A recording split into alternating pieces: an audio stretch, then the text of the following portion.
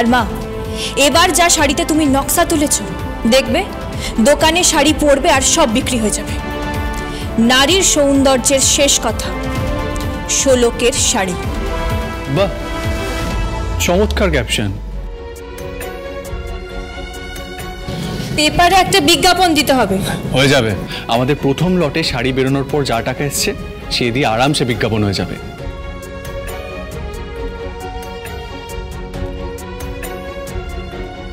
চিন্তা করো না, তুমি শুধু রথের জন্য অপেক্ষা করো।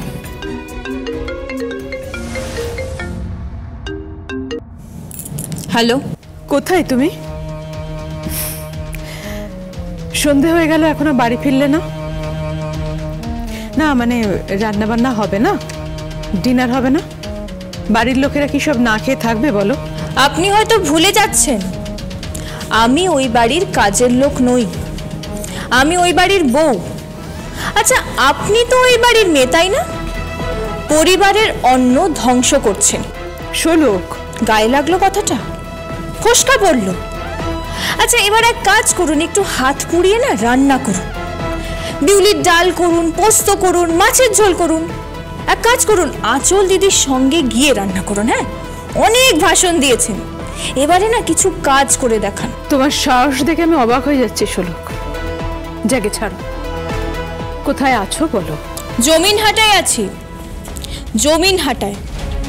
রথের দিন আপনাদের নতুন শাড়ি বাজারে আসছে না? মানে আমার দিদির হাতের তৈরি শাড়ি। রথের দিন আমাদের শাড়িও বাজারে আসছে, আর সেই শাড়ি বাজারে ছেয়ে যাবে।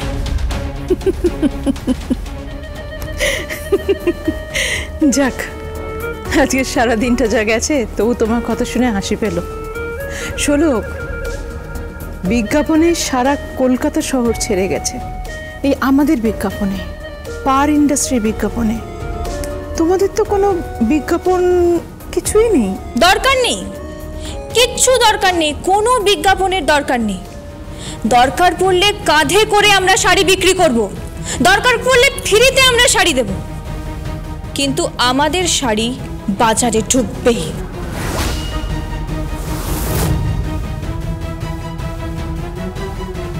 কি বললো মো?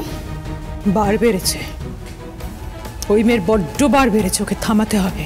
পল্লব, রথের দিন ওর শাড়ি বাজারে আসছে। আসুক,